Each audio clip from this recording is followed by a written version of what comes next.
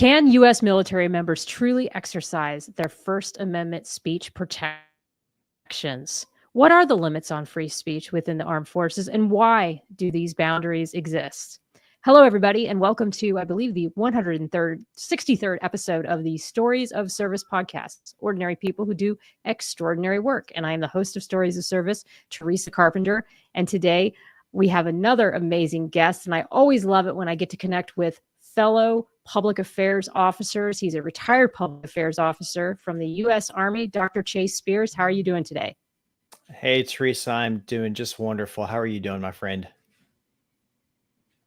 I am doing great. We have been talking about doing this podcast for quite some time, and it was so fortuitous that we are able to do it now with a brand new election that just happened, all these different things happening in the media space. And there is a lot of questions in the armed forces about how all these new administrative changes are going to impact our ability to speak freely and to be able to say the things that we need to say, but as we always say, protect operational security. So how is it that we're going to encourage innovation, support those willing to step forward with their bold ideas, and solve complex challenges if we're not able to speak up and speak out? And so in this episode, I'm going to be talking to Dr. Chase Spears. He is a former, as I said, U.S. Army Public Affairs officer who recently completed his Ph.D.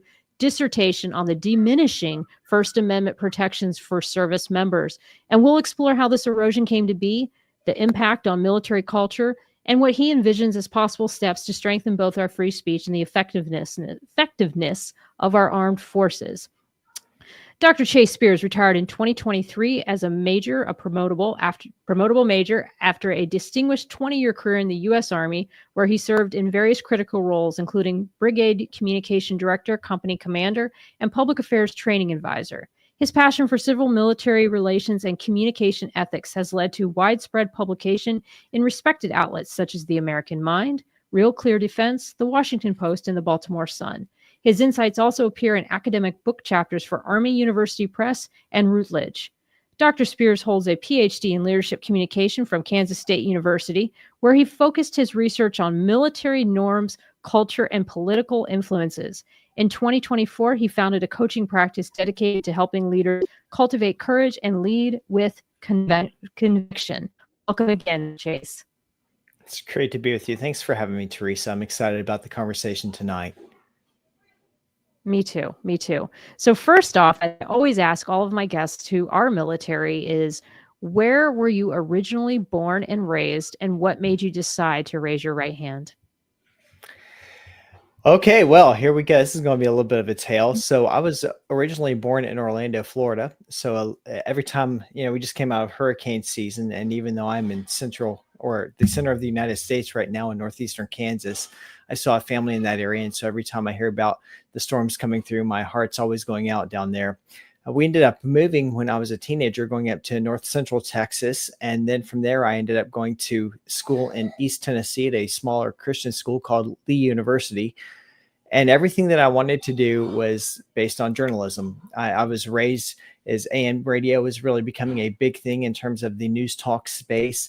I kind of joked that I was bottle fed CNN. Our cable news was always on in our house. And so I grew up with a tremendous passion for news. I believed that it played a central role in helping people to understand where we're at nationally, to help people make good decisions.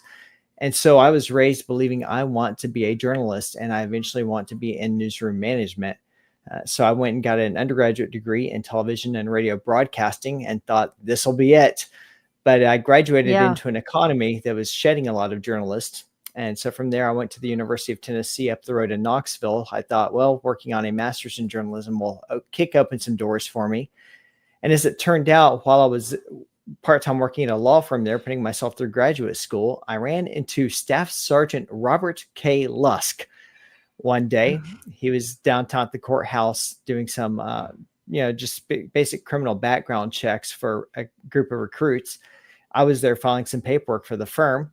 We ended up riding up the elevator from the parking garage together, and there he was in his full dress uniform, looking really sharp. And I don't talk to soldiers much, so I struck up a conversation with him. and Staff Sergeant Lusk, being a very good recruiter, by the time we got off that elevator, had all of my information. And over the next 7 months, made multiple visits to my home. You have to keep in mind this is 2003. We're in war in Iraq and Afghanistan. The Army needs people. Mhm. And Yep. I was apparently a guy who had a family, had no drug history, and a college degree was a pretty good catch for an enlisted recruiter. And so he was pretty aggressive with me. And a few months in, my wife and I decided, you know what, the journalism job market is still not heating up right now. Let's do this. It would be fun. We get to say we served. My wife grew up an Air Force brat, so she loved the idea of being back in the military again. She wanted to travel. And I joined the military intending to do 1 4-year enlistment. And of course, that turned into a 20-year career as a public affairs officer. So I really count myself very fortunate because I was raised wanting to be in journalism. And I spent 20 years in a career where I get to support journalists, and I still get to work in helping to try to give people accurate information to make better decisions about. And so I count myself very fortunate on that regard. Wow. So you enlisted in the Army? Did I catch that right? I I didn't did. know that you were prior. Huh. I was. I That's did so 36 interesting. Yeah, 36 months. Is that what you're about to say? Sorry. 36 months enlisted. So yeah, the plan was just to do 4 years. I was going to do that 1 4-year Mhm. enlistment. I was going to get my student loans repaid. And I thought, well, I'll get to build this great journalistic portfolio to take back to a newsroom, and I'll be competitive. And I'm on my first deployment. This was in 2005, if I remember correctly. And we're at Camp Arif John, Kuwait.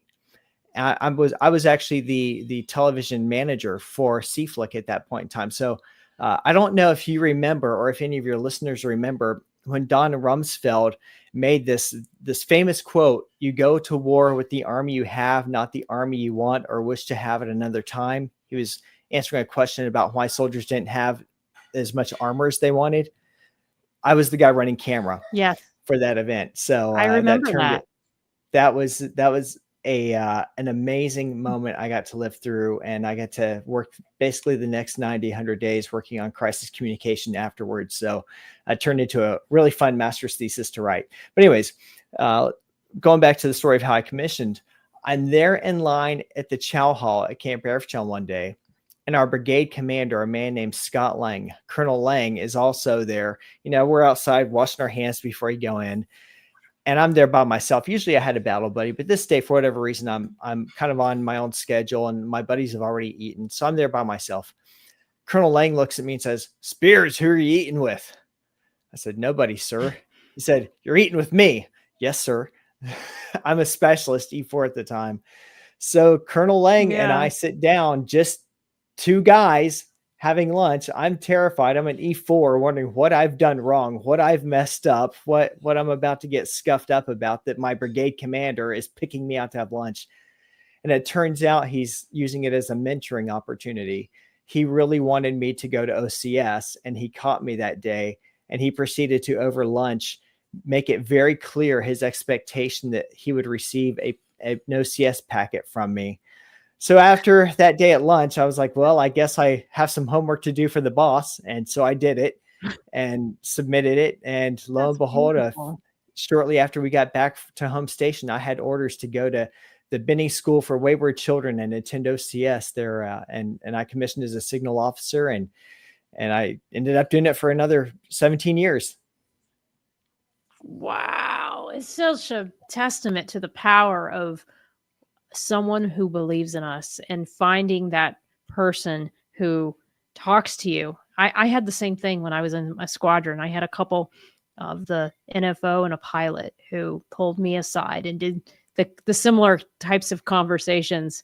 They weren't my bosses. They were more mentors and people that I looked up to, but it was the same kind of thing where they saw something in me and I wasn't sure I had what it took. I wasn't sure I had that in myself to become an officer, but they did. And that's why I'm here. So you sound like that you had a similar story. What happened when you got selected? How did the battalion commander, how did he respond when you found out? When I found out, I let him know, and I let the sergeant major know, and they were just very both very supportive. I don't recall the exact words, but I think it was something to the effect of, "Oh yeah, of course we knew you were going to get it." And so they were just wonderful. They actually ended up PCSing out before my report date to school. But I think back, what a wonderful memory I have of how a single conversation, one conversation, can literally change the trajectory of someone's life. And how many other conversations have we had with people where that's happened? And I really hope going forward that I'm driving a lot more of those conversations for other people, because just the kindness of someone, he had many, many other things to do that day than sit down and take 30 minutes to encourage an E4. And he did, and he changed my life. And just, I wish I've tried to look him up in the years since and thank him. I've completely lost track and I haven't been able to find him. But if anyone out there knows where Colonel Retired Scott Lang is, please email me, because I just want to thank the man again for the way he changed my life. Oh my God, I love that. I absolutely love that. It just brings back so many memories of my time at Sea Control Squadron 35 when I was an aviation electrician's mate. And I had those people who I could thank and who would be there for me today. So you are a Army public affairs officer and you are doing your job. And where did it come a point, because it did for me and I know it has for you, in fact that's really how we became friends, where did it come a point where you wanted to be not only a public affairs officer, but you had views and thoughts about things that you would see that you wanted to be able to comment on, and how did you start to see that evolve for you? Because it was definitely an evolution for me, and I'm curious at how that evolved for you. It was an evolution for me as well, Teresa. We've always heard this idea that, politics stay out of the military. And I believed that. I thought that was appropriate. But I started to have just some little visions and little indicators along the way about the time of halfway through my time as a captain, as an O3 in the Army. And a lot of it goes back to the case of Bo Bergdahl. And I'm sure you're familiar with Bo Bergdahl. For any listeners I who am. might not be, he was the one American prisoner of war that we had during Afghanistan. And he walked away from his unit. This is all open source. You can look it up. He walked away from his unit deliberately and was captured. Well, I ended up being the public affairs officer for that brigade, the 4th Brigade Combat Team of the 25th Infantry Division out of Alaska. I showed up to the unit after that had happened. And I'll never forget, CNN every year on the anniversary of his disappearance would put up a little reminder story, hey, don't forget we have a POW over there. And I began to think, you know what, we probably need to acknowledge this as a brigade as well. And so I posted that one day on the unit Facebook and very quickly got a phone call. You take that down. The XO was very angry about it. And I couldn't understand why. I thought, well, wouldn't we want to remember our PAOs, show our family solidarity? And when I got behind closed doors with them, they told me the truth. Now, at this point in time, what had really happened wasn't public knowledge. The Army had officially allowed a narrative to go out that, oh, he fell behind on a patrol. There's no reason for them to have done that. And to this day, no one has explained why they came up with that. But people would only talk about it in hushed tones with me because they were forced to sign non-disclosure agreements. And they were absolutely threatened, like, you can never talk about this. And so I began to wonder, what's behind the door? What's going on? So fast forward a couple of years, I'm at the Pentagon when he's actually, he's brought back home, and President Obama has the Rose Garden ceremony, and Susan Rice calls him an American hero.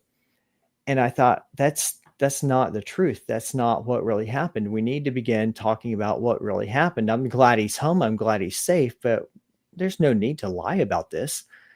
And so I was a Georgetown fellow at the time, also having to work a fellowship at the Office of the Chief of Public Affairs, which is in the Pentagon. It's part of the Department of the Army Staff. And so I'm in Georgetown and I'm being encouraged to write. And I always wanted to write, but I had all these feelings and these thoughts in me, but I never had confidence in myself that I could do it, that anyone would care what I had to say. And I had a couple of instructors who were able to help me kind of overcome that hesitancy and overcome that fear. And they said, no, you have a story to tell, and you should tell it. It's an important story.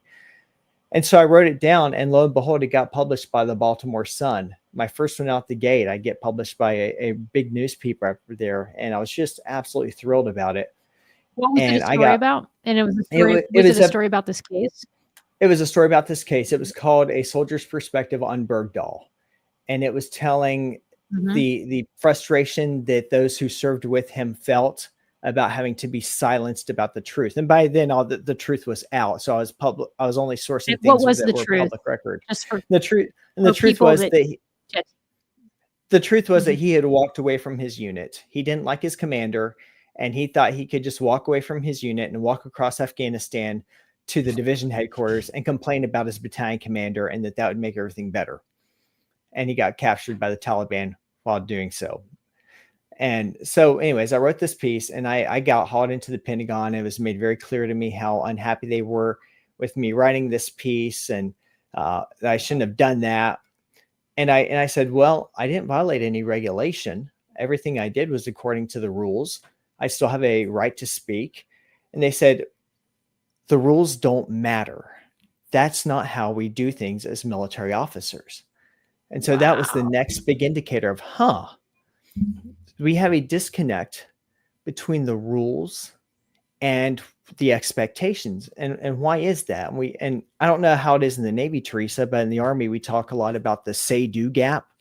And I thought this is a say-do gap, right? We say one thing, but we do another. And so that was the second indicator of, all right, there's clearly a political consideration I don't understand here.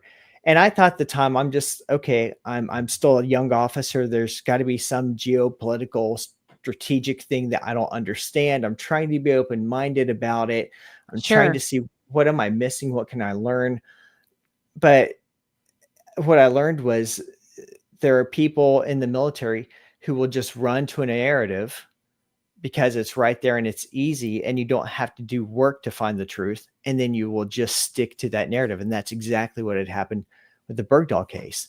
And so from there, I decided, you know what? I do have a story to tell, and there are people interested, and this is important. People need to understand more about their military. And so from there, I just continued writing, and it got me labeled. I got told from other people that I was labeled as a problematic PAO. There were people who told me they heard rumors that I was a troublemaker in the ranks. Funny enough, there's this one time I was working with a guy in Korea. My very last job was as a training advisor, and I was out there coaching him during a warfighter. And when it was all said, we got along fantastically, had a wonderful time together. And when it was all said and done, he took me out for drinks one evening in downtown Daegu. And he said, you know what, Chase? I never would have thought you were cool. You're cool. I just always heard you're a troublemaker.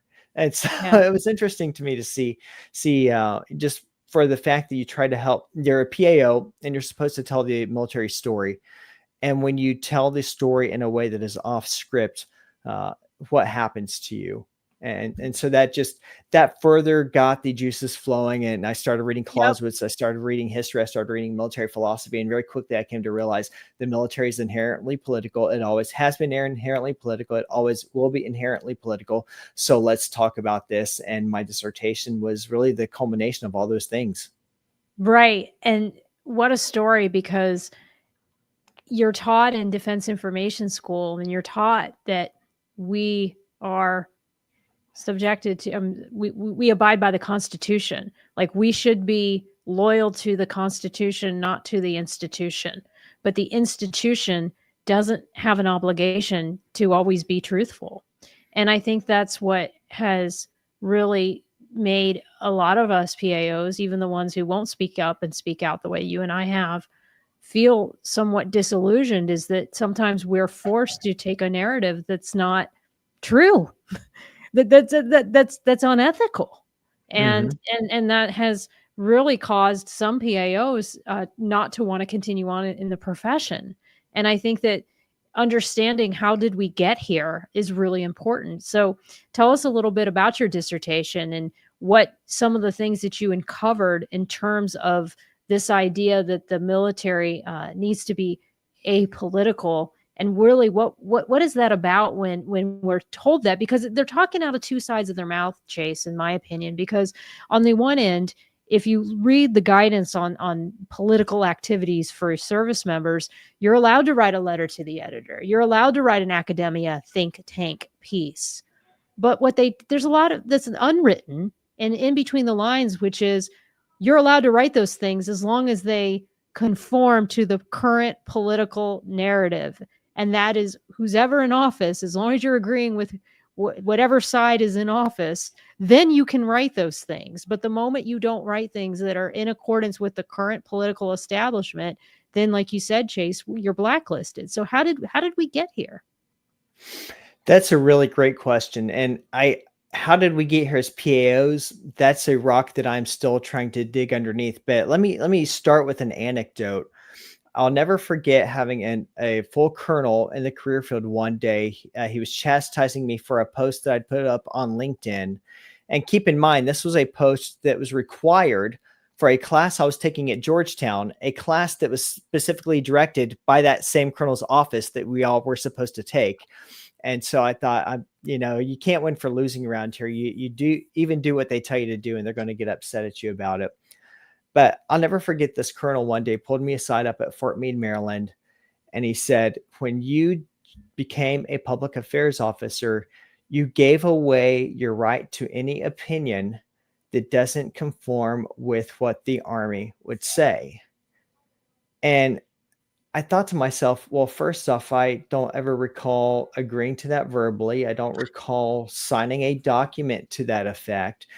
And furthermore, let's just show what a silly notion this is. Like, if I'm not allowed to have an opinion that doesn't conform to the Army's messaging, does that mean that when I'm telling my children happy birthday, it needs to come with a disclaimer, this is not on behalf of the Chief of Staff of the Army? And again, it sounds absolutely absurd for me to say something like that, but I use that as an example to show how absurd this idea is, that when you become a military member, or because you become a public affairs officer, you completely give up your sovereignty in every possible regard. And that's never supposed to have been the understanding. George Washington himself said, we do not lay aside the citizen to assume the soldier. So with that said, trying to dig a little bit deeper into your question, of how did we get here, you have to look back across the history of the armed forces. And it's always been understood in an American tradition and Western tradition beyond that. And then, traditions that go even farther beyond that. It's always been understood that when you become a member of the armed forces, that you do cede some of your personal sovereignty. That's an understood. There's discipline that is required. There's sacrifices required. There are unique ways of life that we agree to. And it's right, and that's right, and that's proper, and it's necessary for a military force. But in the American context, it was understood early on, there were rules that said, okay, you join, you're still a citizen, like Washington himself said, but there are certain things you are not going to say negatively about your senior leadership, like the president and the commander in chief. Totally understand, totally get that. Even in civilian context, if you don't want to work for a company, leave the company rather than talk trash about the CEO. Right. Then over time, those rules kind of adapted and evolved a little bit. In 1951, the initial general order came out as part of the UCMJ Article 88, contempt towards officials.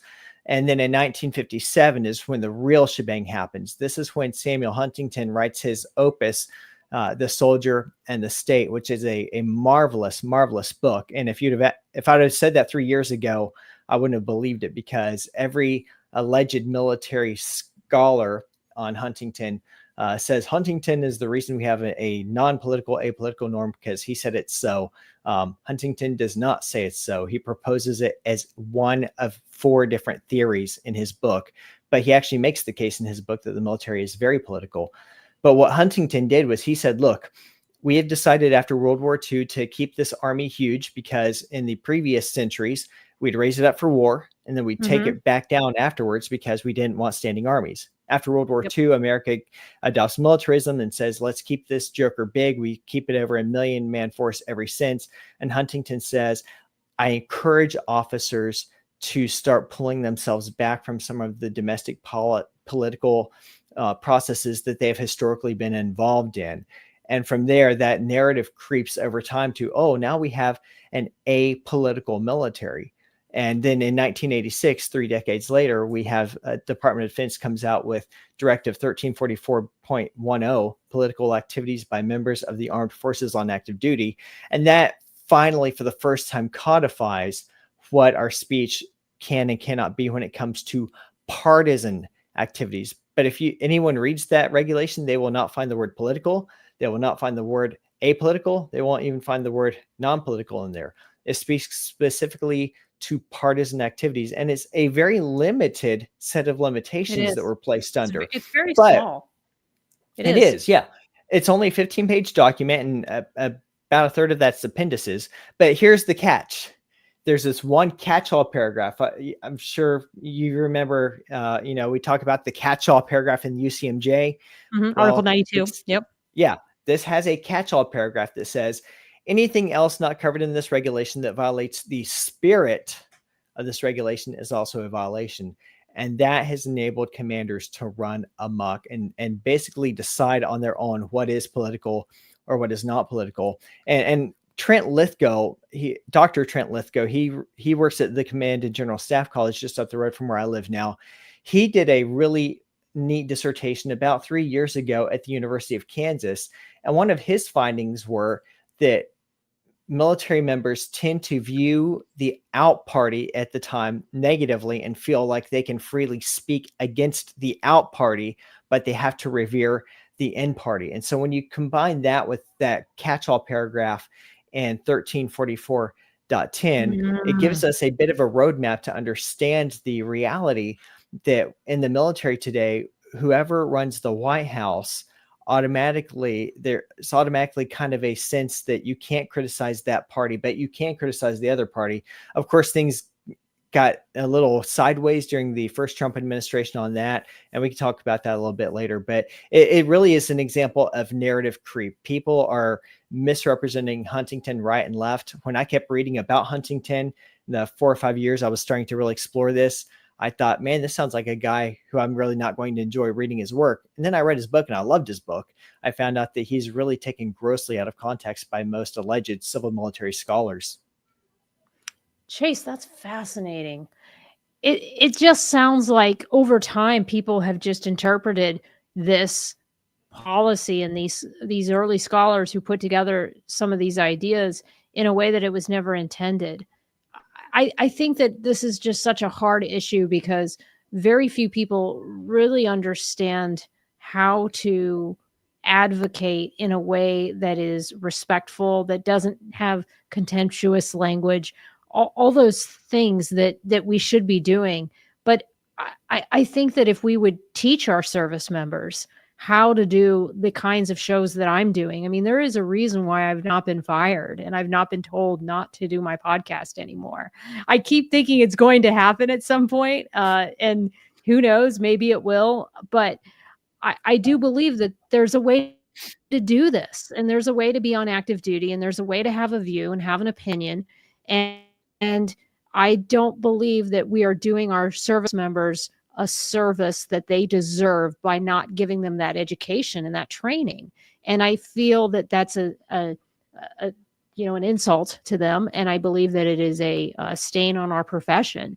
But unfortunately, we're guided by the powers that be, and we're not able to put out policy that would give them the protections that they would need to know that they could safely speak up and speak out. And now with social media, they're already doing it, and they're doing it without policy. They're doing it without guidance, with just some do's and don'ts that don't really give them what they need to do this in a way that would bring about positive change where positive change needs to happen. Well, and I applaud you for continuing to hold the line on this, Teresa. And I found that most people in uniform, the higher ups, oftentimes their bark is worse than their bite. You haven't been fired. I never got fired. I took a lot of flack. I took a lot of harassment But I made the Sure. promotion list for lieutenant colonel. I turned it down voluntarily because I wanted to move on with my life and not have to wake up every day wondering how much are they going to take out of my hide today for this thing that I wrote. We wanted to Right. be able to live as citizens again. But I think the military, when it comes to this, tends to always be behind when it comes to policy. And I'll confess, I've been in that mindset before. I remember when Facebook first came out, and I thought, Mm-hmm. this social media thing is a passing fad. Units don't need to have pages. Commanders don't need to have pages. No one's going to be doing this thing in 2 years. And what sold me on it was I was at Fort Meade. This was when I was still a lieutenant, and we had back-to-back blizzards at Fort Meade. And the building that actually housed the web servers for the base, the roof caved in. And so the website was offline for days, and the base was putting out all this information on Facebook. That was the moment I was finally sold that this thing is useful. Units should have pages. Commanders should use this as a way to engage with troops, right? And it's the military mindset. We tend to be behind on technology. We tend to be behind on We things. do. There are a lot of policies out there with regard to our basic rights already. The commanders are just clueless about. Now, I admit the policy's been behind on social media, and the services are gradually catching up on that. And I'd love to talk here in a little bit more, if we have time, about what kind of finally made that necessary to the point that the Army actually acted on it. Hint, it involves a fired 2-star general. But it's, the military, if we could at least get commanders to recognize what existing policy says, that would be such a huge step in the right direction. But we have this commander-centric culture within at least the Army, and probably the other services as well, that a commander is God and commander can't be questioned. As long as there isn't a sexual or financial indiscretion, commanders can do whatever they want to do. And service members who have their rights violated for lawful, legal, allowable speech, they have to go to outside legal agencies to have that remedied. And they shouldn't have to. Commanders should look at their troops as, these are my fellow citizens in uniform. I am not God. I am their commander, which means I am entrusted to lead them well and to take care of them and to employ them in the best interest of the national defense. But one day I will take off this uniform, and they will too, and they are my fellow citizens in uniform. And we are missing that entirely today in this kind of mercenary culture we built. Well, and I think that it's really unfortunate, especially right now with podcasters and other influencers who are now disrupting media outlets. One only has to look at this last election and the ways in which the Trump administration was able to use the Sean Ryan show, the Rogan, all these other outlets to put out information that people were watching over legacy media. And our general officers and flag officers still are not talking to any podcasters, not even the ones like me who are smaller. Or there's another guy, Permission to Speak Freely podcast. He's an active duty enlisted chief, and 2 colleagues of his do a great show. And I know he's been trying to get on senior leaders, and they won't come on our shows. And I think it's really unfortunate, because we would welcome their perspective, but we would also ask them hard questions, and we would challenge them in a way that I don't feel legacy media is doing or can't do in the budget and the soundbite culture that they exist in. And the long form podcasters like myself are those opportunities. So, and to the credit, I've had 2 or 3 commanding officers. I'm having another one on next month from a DDG who's currently on deployment. He'll be calling in from port. So it's happening. And like you said, I think it's the younger generation that gets it, the 05s and the 06s who do get it and are engaging with us. But it's unfortunate that it has taken this long. And I think that it's at the detriment of things like transparency and squashing issues that could have been squashed earlier on in the crisis if they had been willing to have the more contextual discussions on social media. I agree with you, Teresa. There are a handful of commanders across the force who get it. I was really fortunate to have one particular brigade commander who understood the value of engaging, and he was completely supportive. He wanted to engage, and Yep. anytime I came to him with an opportunity, he jumped on it and said, "And what else can I do on top of it?" Before him, I had a brigade commander who told me absolutely, without equivocation, the media is the enemy. Keep them away from me. They're the way that Right. careers get ended. And I've met several other commanders like that. And it's interesting to me. I know this is going to sound hyperbolic, and maybe it is, but I believe it to be true that there are a lot of commanders out there who fear a negative headline more than they fear the outcome of nuclear war. There are several I agree. commanders out No, there that's who, not hyperbolic. That's true. yeah, it feels very true to me. I just, every time I say it, I think, golly, that sounds over the top, but I believe it with every fiber of my being. Now, there are some commanders out there who are the polar opposite, but unfortunately, they're the minority. And I don't understand how we've trained this culture in which we're supposed to have commanders who will go and face this Chinese military and face down the Russian military. We have this culture where we tell these guys that you're supposed to take troops and lead them in near peer or peer on peer combat. And yet they are afraid to deal with a reporter because, well, what if they use the quote that I don't like? Or what if they frame me in the shot in a way that I don't like? Or what if my boss doesn't like something I say? Okay, you move on. You correct the record. You give Yeah. another interview and you say what you really wanted to say. I mean, I've been Exactly. That's quoted. all you I've been do. quoted many. Yeah, I've been quoted many times. So have you as a communicator. It doesn't always come out the way that we want. Nope. As a writer, No. I've had my work taken completely out of context and been Same here. maligned for it. And it's like, okay, that You comes move with the on. territory. Guess what? You move on. You own it. You own it and you move on. I have had to take down LinkedIn posts. I've done a couple, only about two, but two or three that where I just knew like it didn't land. It was taken in a different way than what I intended, and I owned it. I owned it. I moved on. I responded to the comments. I acknowledged it, and everybody was okay.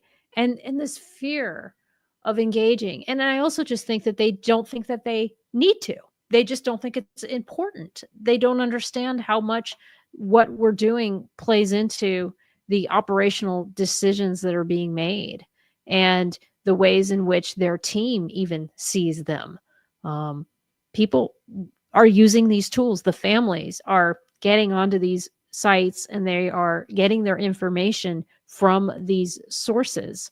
And anybody that wants to be a leader in the military needs to engage this way. It's not enough to just do your broadcast media anymore or to just do your newspaper or print outlets.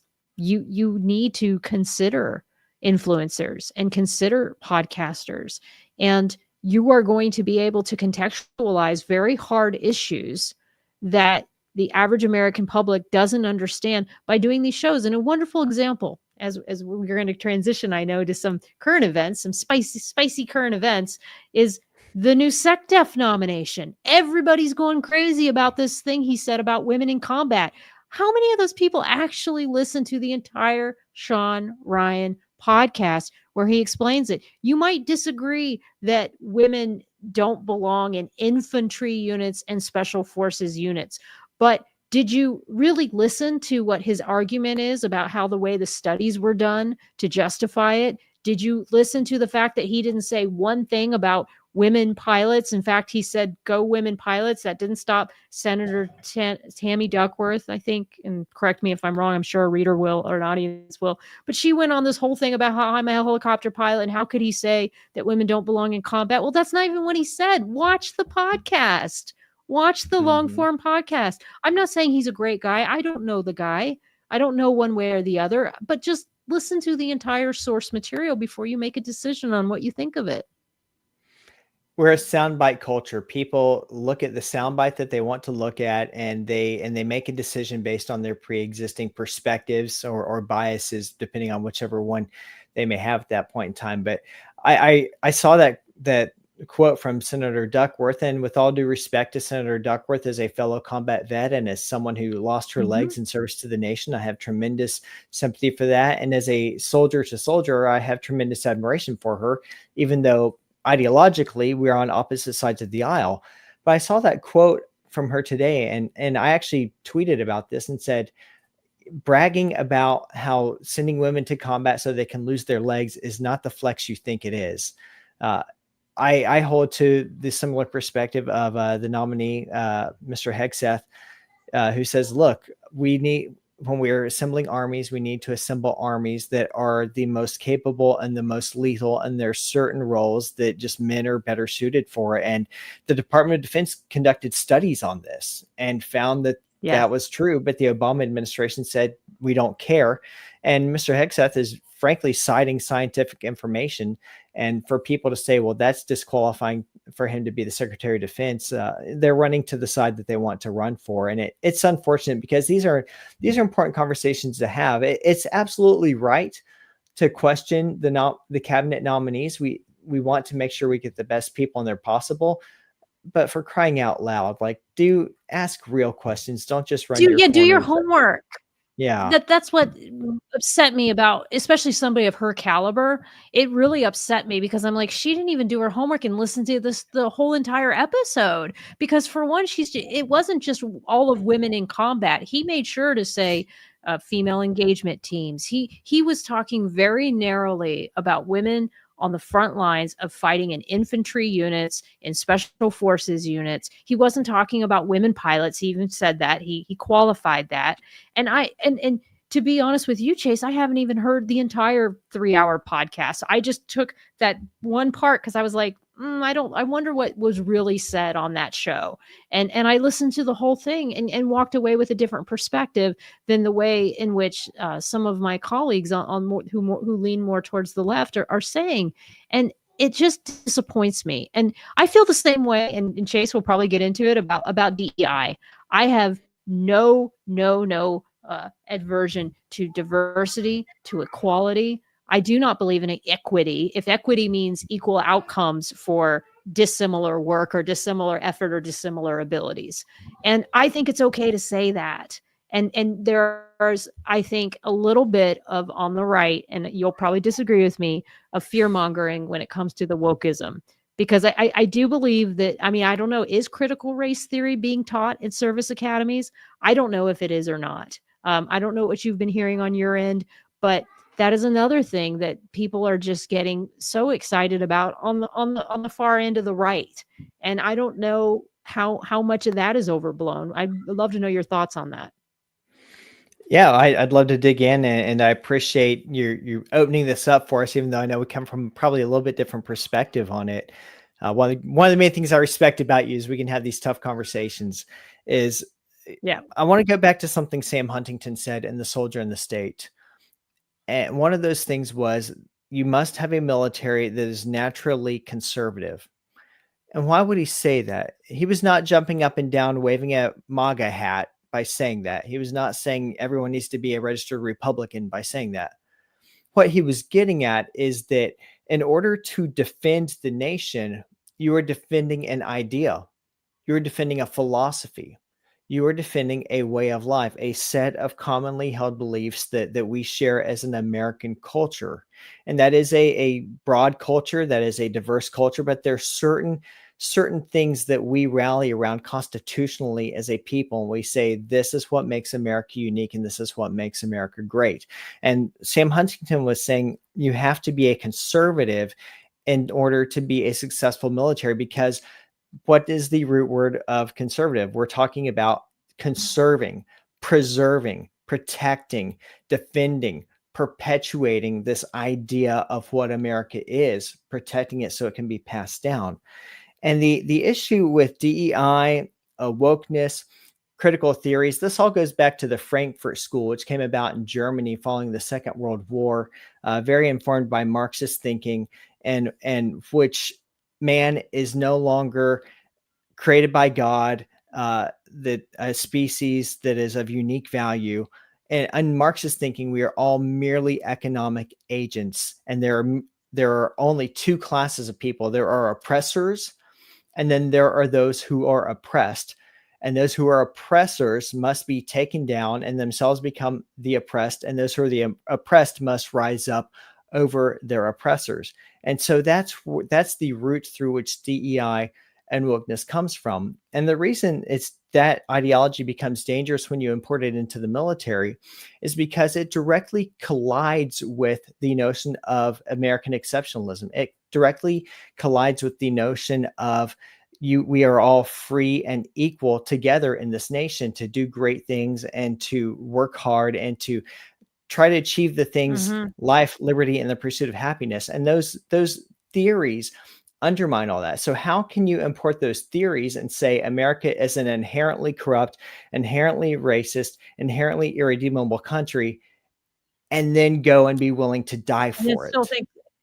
Still think that you have this amazing nation that you're willing to protect and defend.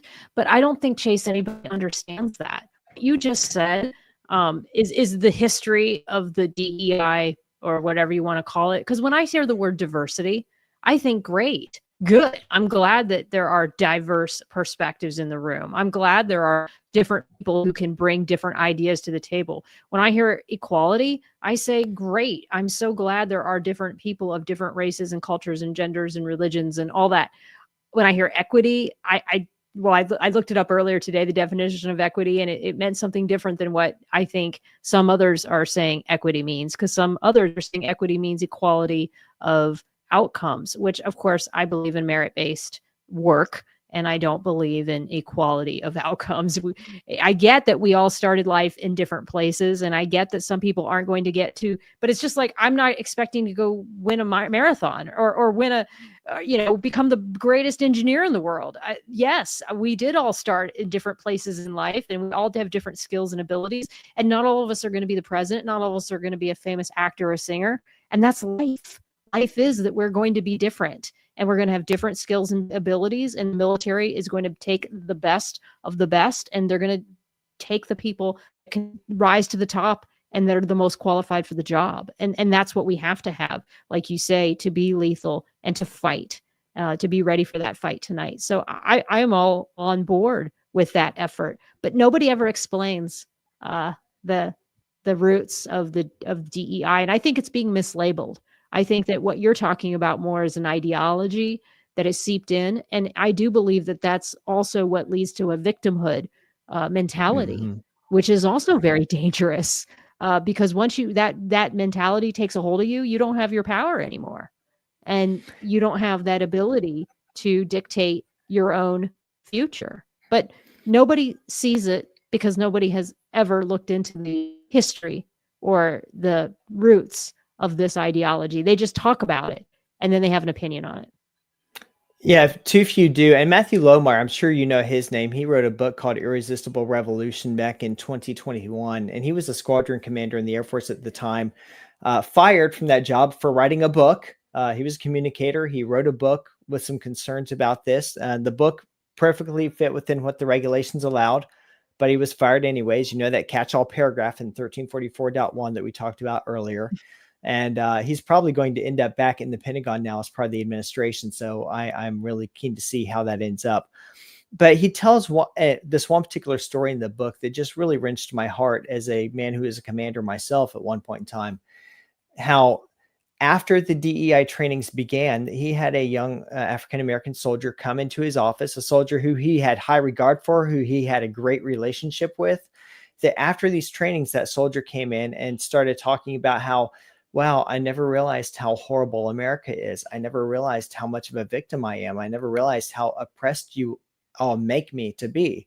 And Lohmeyer was completely off guard, because the only thing that had changed was the soldier had been to these trainings that were rooted in these Frankfurt School-driven ideologies that taught the soldier, because of your skin tone, you are automatically oppressed, and you need to start rising up against your oppressors. And of course, Matthew Lohmeyer was concerned about this ideology and its long-term risks to the military. And for bringing that up, he was canned. I know I personally felt this, and other soldiers I talked to in life and other soldiers I interviewed, or veterans, I should say, I interviewed for my dissertation, conveyed similar things, that once these trainings really took hold, that they began fearing being able to say what they thought out loud. People talk about DEI as a good thing because now we're all equal. Well, I agree with you, Teresa. We want diversity of experience and we want diversity of expertise, right? I mean, I'm an expert communicator. In the Army, you also need an expert warfighter, and you need an expert pilot, and you need an expert physician and lawyer. And that's why we have a joint force. But that's not what in DEI diversity is all about. Skin tone and intersectionalities, and that's what it's about. It's not about diversity of perspective to make the team stronger. It's about marking quotas.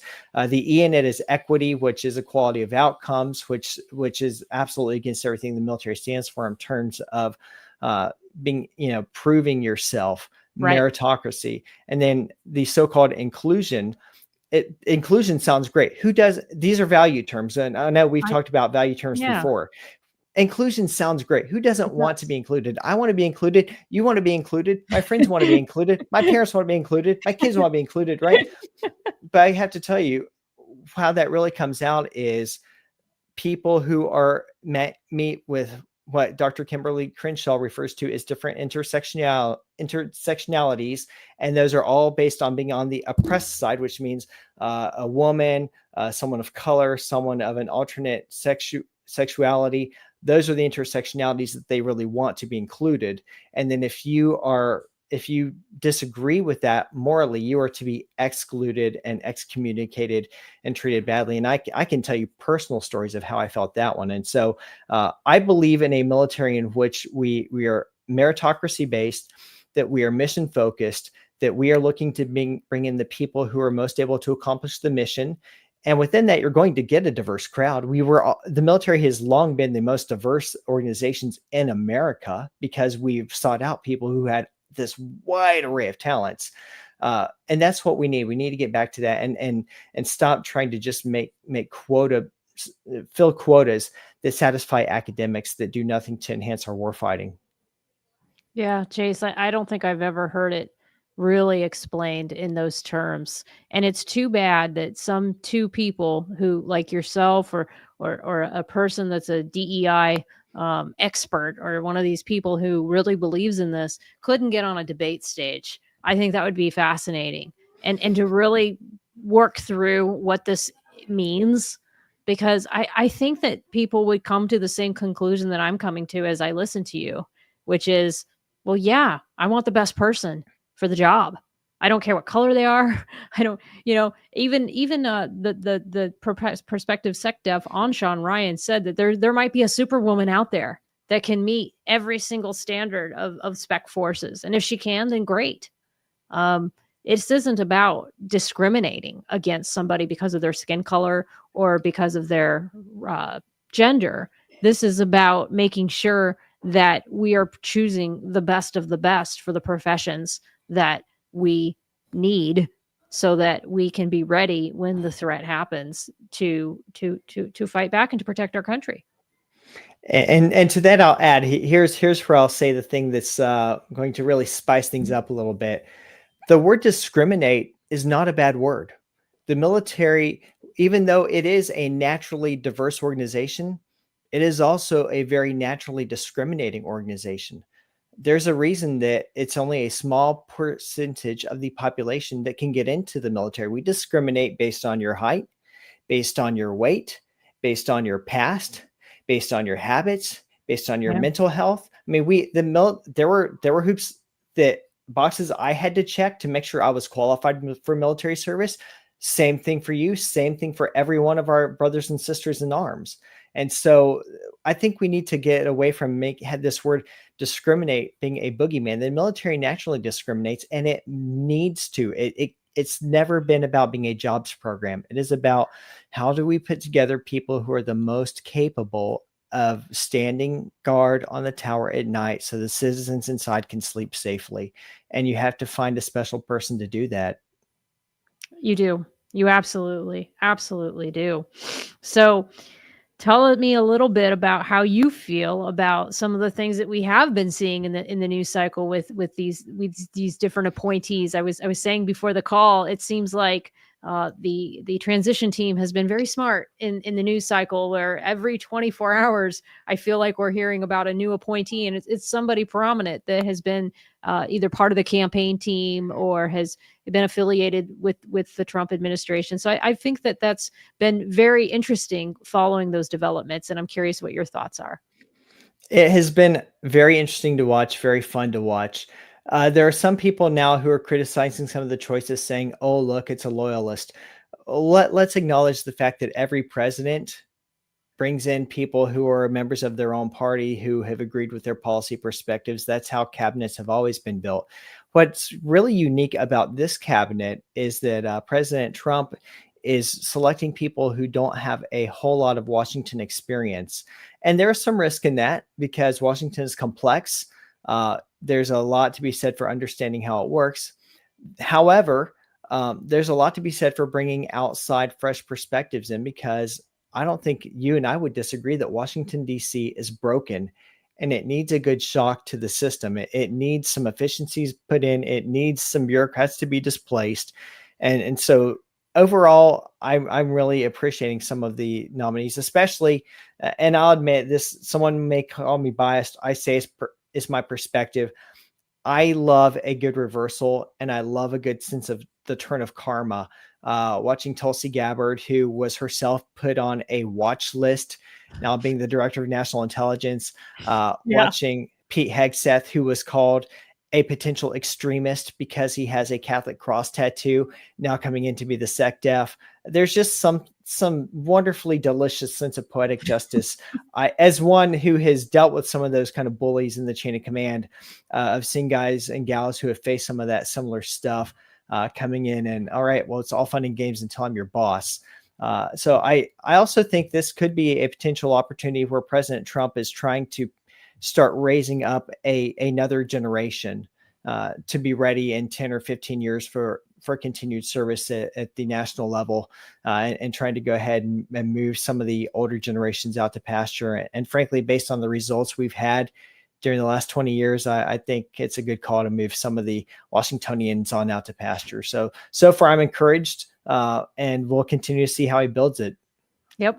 We'll all be watching very closely, and we'll definitely here in the Department of Defense side be very eagerly awaiting how all this will impact us and how it will impact our service members. I do hope going forward that there was one thing in the Project 2025 policy, which of course everyone loves to tell me that that's not associated with Trump, but I don't know one way or the other. I just know that there was one line in there that I did find a little concerning about service members' use of social media, and that it was going to be restricted to only recruitment purposes. That could just be one, technocrat's very great idea put on a piece of paper.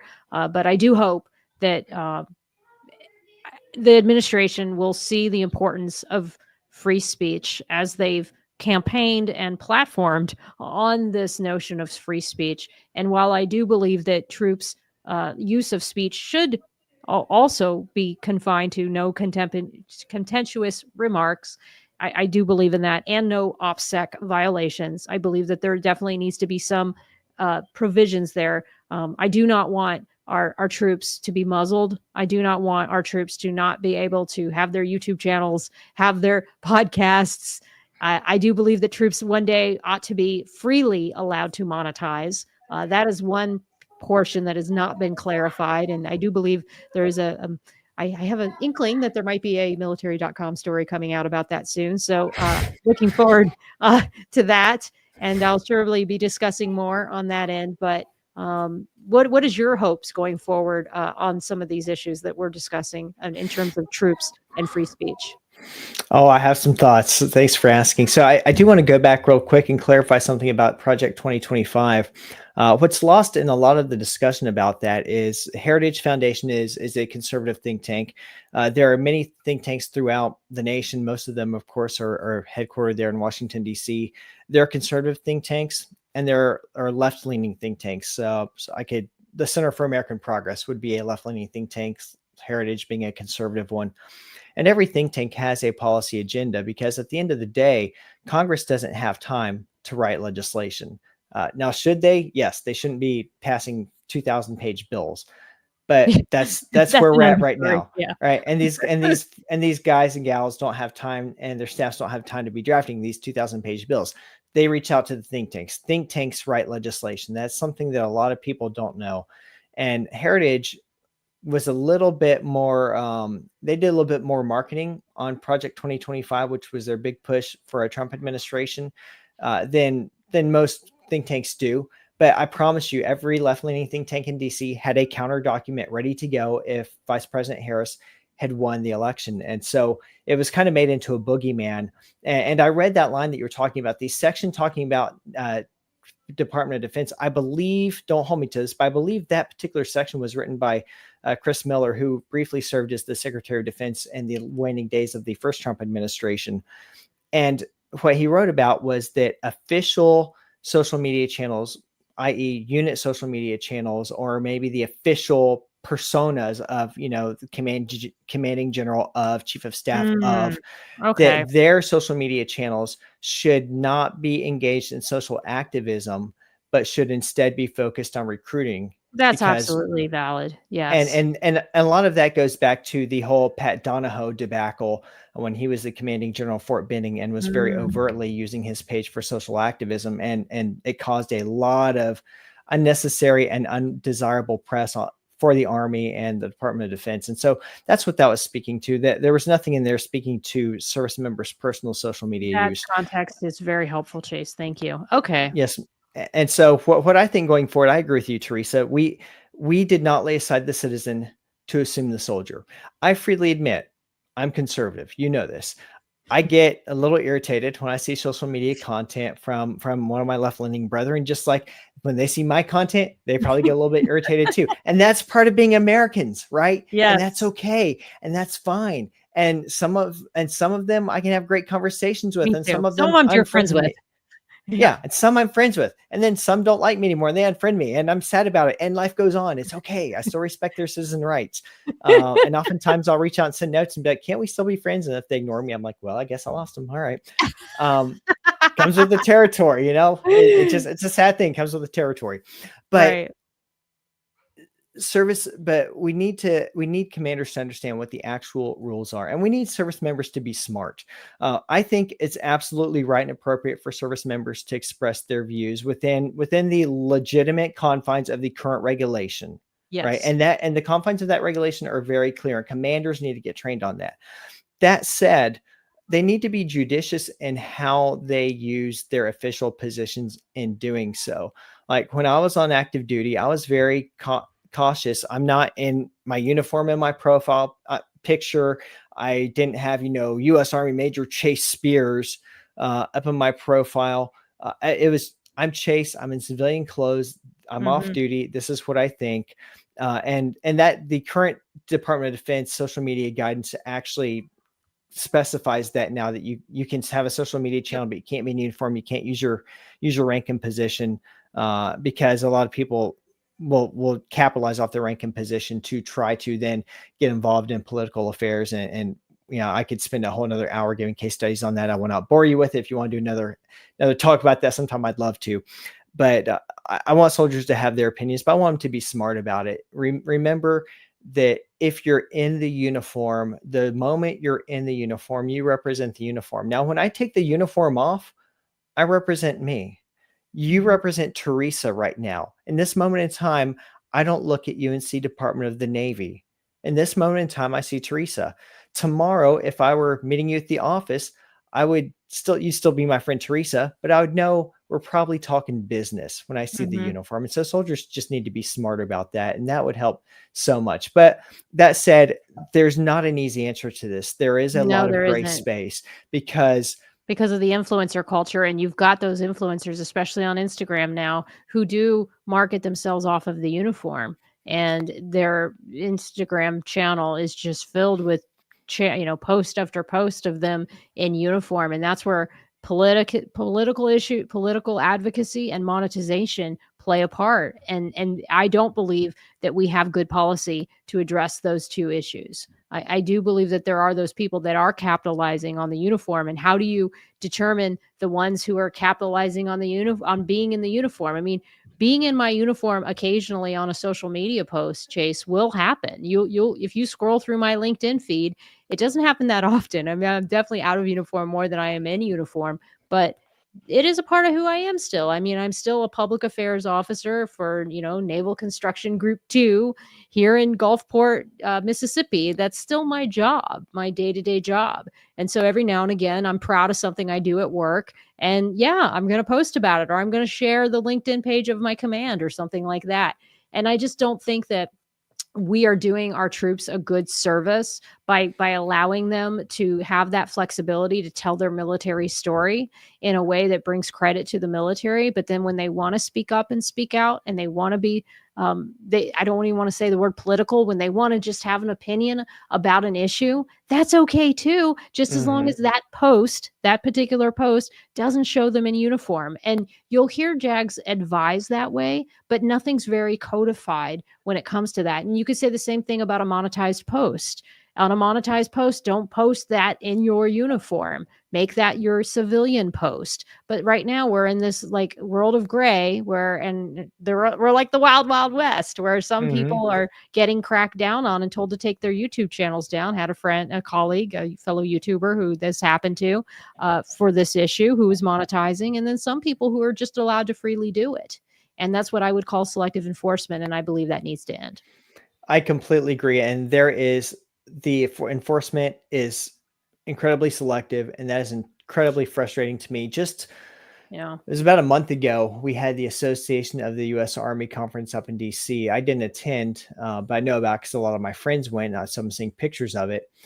And the Secretary of the Army and the Chief of Public Affairs for the Army had this big gathering of their favorite influencers to wine and dine and hang out. And they made a promotional video about it. And the Chief of Public Affairs was hugging on people, and their Secretary of the Army is chumming it up like, what can we learn from you? and some of these people you and I would have no objection with any of their material. Some of them, they're just fun people, and they're really good at what they do. And I salute them for it. But there are some people there who are very, very, very clearly walking on political lines, and that's how they built their audience, because it's a break from expectation to see a uniformed person doing that, and they're capitalizing on it. Yep. And they're being celebrated and toasted by the Secretary of the Army. But then there are people like your friend that got kicked off YouTube by the command.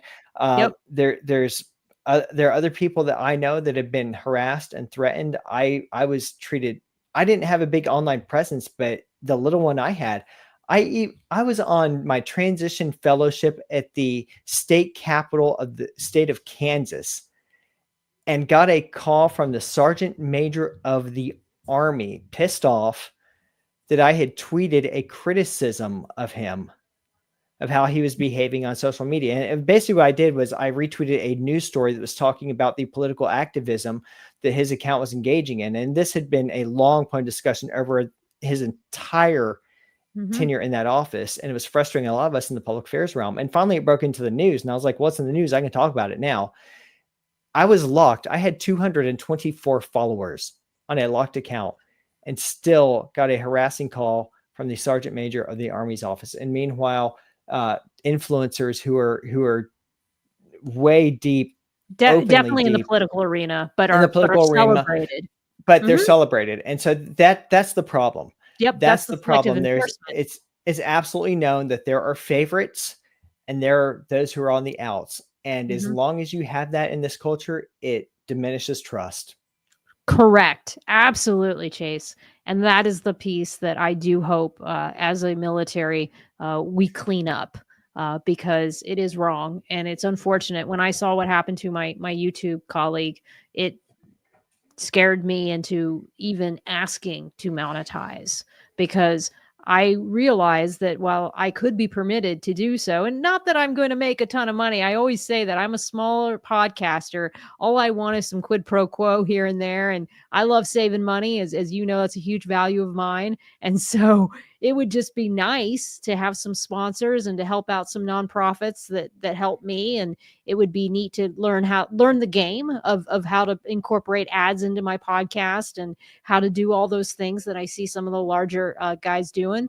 But I am not even going to touch it, because all it would take is them not to like something I say, and then them to look at my monetization. And then next thing you know, I'm canceled. And so, and because I know it's happened to somebody, I know it could happen to me. And that is where I think that we need to move forward as a service. We need to take better care of our people. We need to not diminish trust in that way. And we need to give people the ability to allow the military to be seen in the best possible light. Like we said, Chase, we want to have those GOs and those FOs and those sailors doing amazing things on our show. I just did a post the other day about a sailor who saved a lady in a burning fire. I'm all for promoting the good. I definitely will talk about what we need to fix, but in the same breath, I will talk about all the amazing things that I have benefited from and ways in which I have become who I am because of my service. So I think we just need to give people the opportunity to do so. But man, I could talk to you forever, Chase. I knew this conversation was going to go this way. Yeah, I could do a whole nother hour. I'm really holding back because I don't want to monopolize your entire evening. So if we can ever do it again, man, I'd just love to pick right back up. I do want to say real quick though, two things. Think of the irony of if you wanted to own a business on the side, you could do that. But if you want to make a business out of your communication work, which you are paid and trained by the military to do, somehow a commander might think that's a foul. The irony of that, right? Just how is that possible? And second off, you're a spokesman for the military. I was a spokesman for the military. A smart organization would not make their spokesman feel this way. Because what does that do for our energy and for our buy-in and for our love? Now we're still loyal and we still do what we can because we want the organization to be better.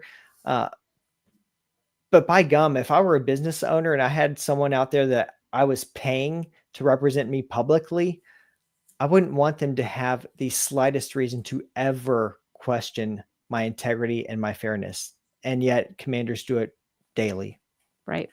And that's where I feel like the policies regarding monetization and the policies regarding free speech for service members needs to be codified. It needs to be taught. These are things that we need to be educating our troops about. Amy Forsyth and I have these conversations all the time. She's a fellow Navy. She's a reservist, but public affairs officer.